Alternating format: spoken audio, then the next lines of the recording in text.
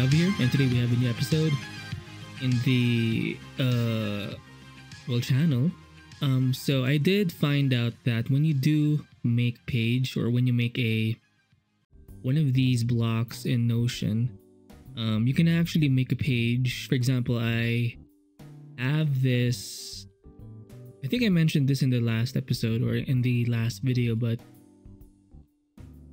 let me just hit control or hold control and then right click, I think, kind of make a new page, see it in full page, or to pretty much open a link in a new tab in full page. So I used to have a page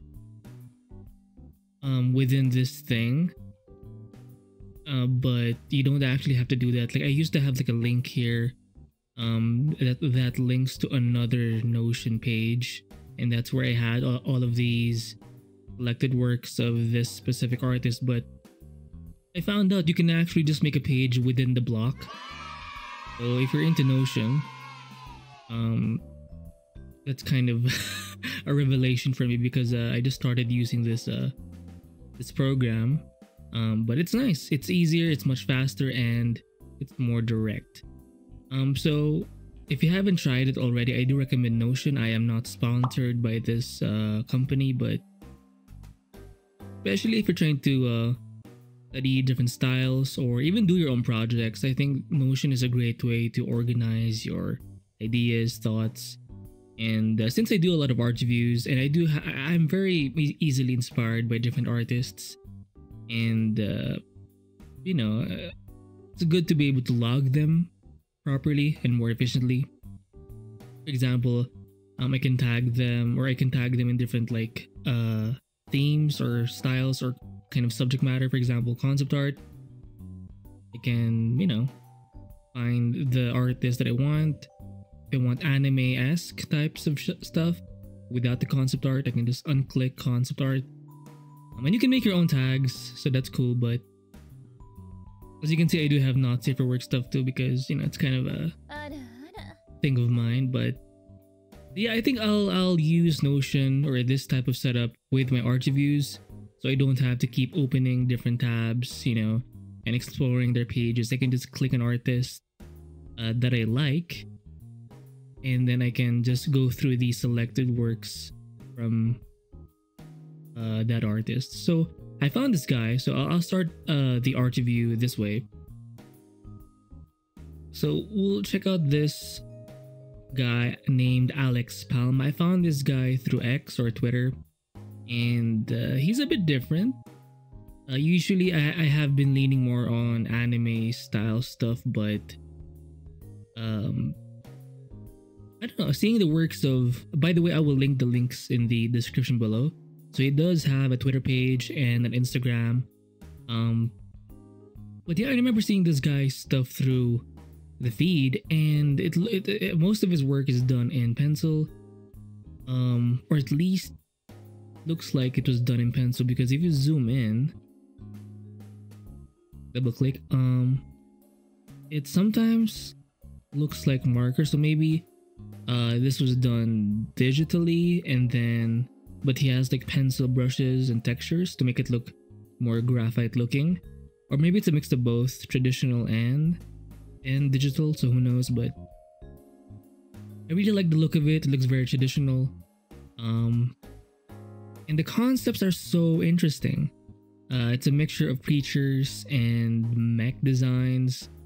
Sometimes he'll add in a human figure, but you can tell, I think he really shines with anatomical, mechanical stuff.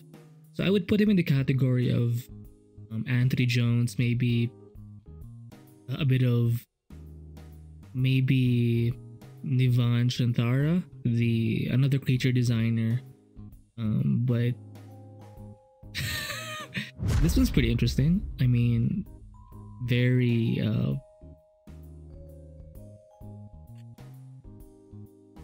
imagine the teeth, bruh. But if you're down bad, just kidding. But yeah, it's so interesting.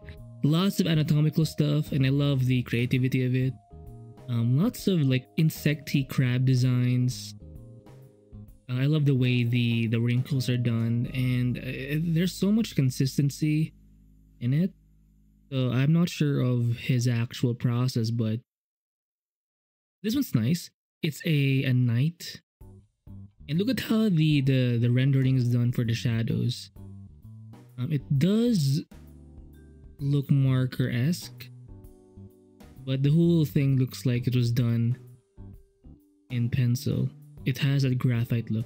If you've seen like pencils in comic book art, because in comic book art they have like a process where you do the pencils or the draft first, and then the pencils are the kind of like the final draft, and then they do that before the actual inking process, like the main inks.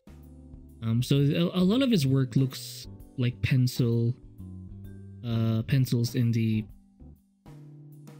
that kind of comic stage, but not all. Some of it does look rendered. For example, this Reaper thing, the shading is a bit different. I have to guess this was done in maybe Photoshop, Clip Studio Paint, because the textures are so well done. Maybe it's an overlay or something, but yeah, it looks nice, and can save time because whenever you look at the shadowy parts, it's just one shape, one silhouette within the bigger silhouette, and it's a great way to save time. We see this a lot in comic book art as well, where they just like not everything has to be detailed or defined. If it's in shadow, you can just suggest the main silhouette, and then you can just leave the details out, and it works especially if your designs are symmetrical anyway. So you can just juxtapose the word. You can just imagine the other side because it's pretty much the same thing, just reversed. Let me look at this.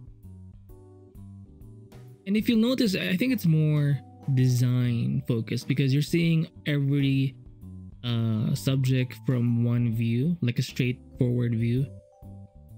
So it's more of a designed thing, but it's very presentable. You can see it's useful for say a 3D modeler, I would assume, but it's also nice to look at. Nice chick. And yeah, the anatomy seems convincing, and the rendering style, especially of like the metallic parts, are it's believable, I think. Lots of insecty stuff, and if you're interested in like mechy / creature stuff, I think you should check out the work of Alex Palma. And again, links in the description. I've seen paintings of his, but not in detail. What really attracted me, obviously, the works that really stood out to me are these graphite looking creature / mech / character design. So yeah, that's it for this episode. I'll try linking the work of or the links of Nivan Shantara because I think they have a similar vibe. I'm not sure for Anthony Jones, maybe a bit,